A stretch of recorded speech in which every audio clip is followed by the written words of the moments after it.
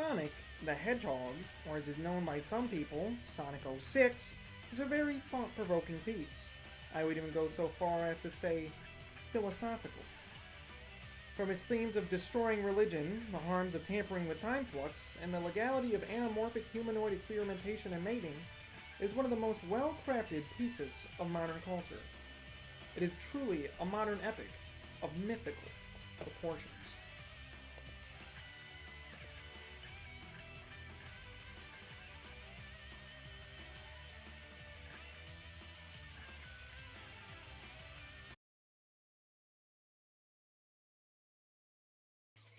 Concept 1. Don't worry, this review will only contain minor spoilers, as I would recommend everyone play this. I would also recommend enjoying a bowl of warm and tasty spaghetti while you play. I played with my constituent Carter for the majority of my playthrough, but he mostly just annoyed me and angered me, for he would interrupt some of the best scenes with guttural noises.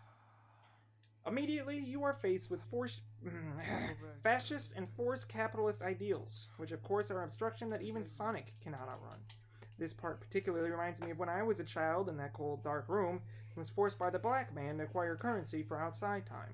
You can see Sonic in multiple scenes jumping through hoops, akin to the hoops that society makes you jump through in order to make an honest living, or simply just to eat, which is something even biogenetically engineered demigods such as Sonic even need.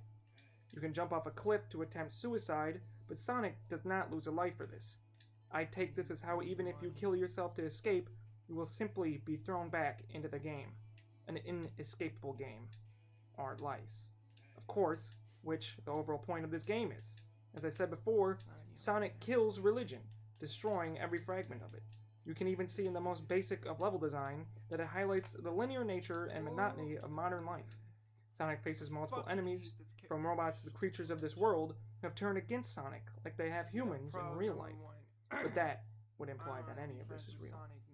The scene where Sonic is gripping onto the big whale's fin can be taken as Sonic trying to reconnect with his animal brethren, but even they see him as a freak and an outcast, as he is not fully human nor animal. Something I feel most gamers can relate to. And all of this is within just the first level. At the end of each level, you are given a grade on how you performed. All of us are graded, and all of us are judged, even when trying to do the right thing. But through all of this, Sonic stays strong in his quest for love and female. Sonic is someone I myself relate to here. I stand up for the little guy like Tails, earn money, cut the red tape, and love women. But I am not to the end of the game yet. Gamers, if we just make it to the end, like Sonic says, we too may even have a woman someday.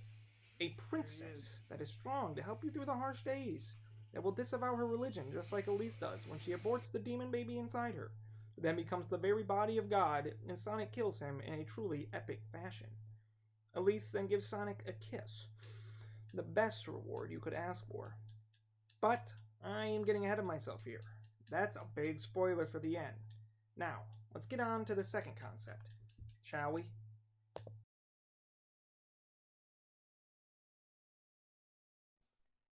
Part 2. Why is time not to be tampered with? Later in the game, my second favorite character, Shadow and the beautiful Rouge, encounter a god, Mephiles, who tricks them into going forward in time to a hell-ridden apocalypse. He also tricks Silver and Blaze, two assholes, into thinking Sonic was the cause of this. They then go back in time to kill Sonic and Tails, thus destroying his legacy. This is a truly unforgivable sin that Sonic Team is very aware of. All of us gamers just want a legacy, from being the best streamer, the best pro, the highest scorer, or simply the best reviewer, which I hope to be my legacy. The forces of evil combine here, that being the government, represented by Eggman, and religion, represented by the two evil gods, to misconstrue Sonic's legacy, painting him to be the villain. This can be seen as either a warning not to trust media, a plea for separation of church and state, or my theory, why time travel in the wrong hands can lead to no good. Remember, we have one timeline. One timeline to take our stand, to stand like Sonic does. If we allow the timeline to be tampered with, what's to say for our future? Sonic 06 shows the repercussions. If we do everything We've done this part like 4 right, times. make all the right choices, we can be turned into the bad guy, and we will stay stuck in this loop of misinformation without even knowing that we are for all eternity. We can learn through the digital to understand the physical. Who knows?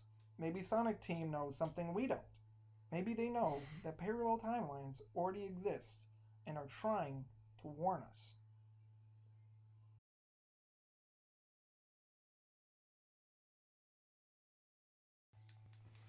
Would you have sex with a Sonic? Would you allow this creature to impregnate you with its seed? I know, this is a loaded question, and you may need some time to think about it. But please, leave your answers in the comments below. I hope to create a dialogue around gaming and the questions it poses. We need to reconnect as a community. And as a community, I would assume most of us would say no. But why? Why would we let Sonic do all the dirty work for us? Kill our enemies and save our lives, but not allow him the most basic of rights, such as reproduction? Is it because he only has one eyeball? Or because his skin is blue? Or because he isn't like you and me? Deep down, all of us have prejudice. Deep down, all of us are scared when we confront something unearthly. But he is not unearthly within Sonic 06. He converses with citizens like normal, is able to shop at stores like everyone else, and is even somewhat of a player. Sonic Team is creating a world here, an ideal one, where everyone is treated equally, no matter how big their hands and feet may be. Where the people aren't divided by each other, but instead by the big brother watching above. By the evil forces we all have become blind to, instead choosing to gawk at those we have deemed freaks.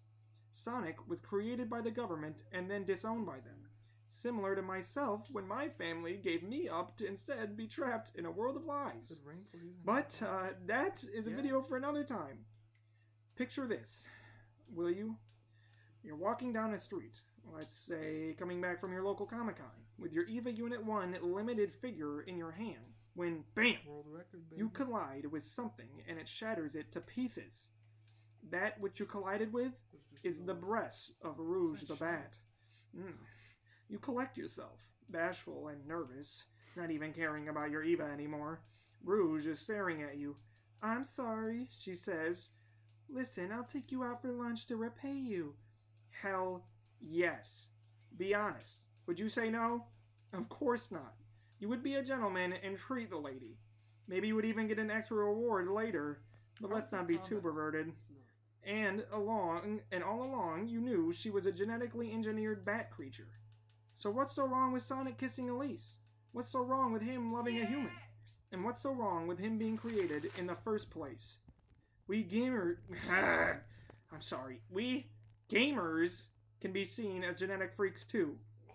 Our reflexes unnatural, our brains faster than most, and our insight unmatched.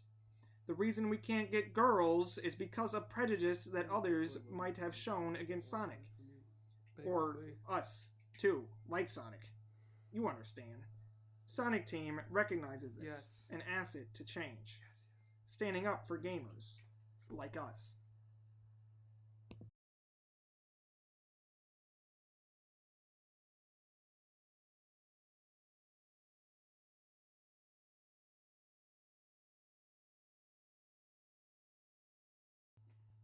Concept 4. What could all of this mean for the Sonic movie? Now I know I didn't explain this before, but I wanted to take a look at the implications of the upcoming Sonic film and how it ties back into Sonic 06. Sonic 06 is packed. It's a long game with a lot of twists and turns. And I'm not just talking about the level design, insert troll face, but it doesn't waste a single second with all that time. Films can't be 30-hour epics like this game where you really get to step into the big red shoes of the Blue Blaze. But what they do have is mass appeal. Children, who may not have ever even played a Sonic game, will be lining up to see this film. Parents alike, with their minds already made up that what's going to be another goofy kids movie. But what if they use this film to pose all these philosophical questions again? What if they went that extra mile and changed films forever? Yes, there are some films out there that can change people and really mean something, such as The Dark Knight, video coming soon, or Taxi Driver, but those can't be shown to children too, at least not now. I personally think the Sonic movie could be amazing if they go the right direction. Let's say Sonic is an incel, a down on his luck guy like the rest of us, and that's why he lives in a cave, but oh boy, when he comes crawling out, or running I should say, he will show the world what it means to be Sonic. Someone who's misunderstood. A hero of the people, who can finally give gamers the voice they need. Just like Sonic 06 did for a new generation. Where did you even In get conclusion, the Chaos Emeralds? that's What's why going Sonic on in the 06 story? is not only a masterpiece of gaming, but one of the most important games you could ever play. It is similar to My Little Pony in a way. It teaches morals, teaches us love, and teaches us how to be human, though through a not-so-human protagonist. And humanity now is precisely what's wrong with this world. I'll see you next time, gamers. I've been DannyFandom. See you in the next revolution. Stay epic.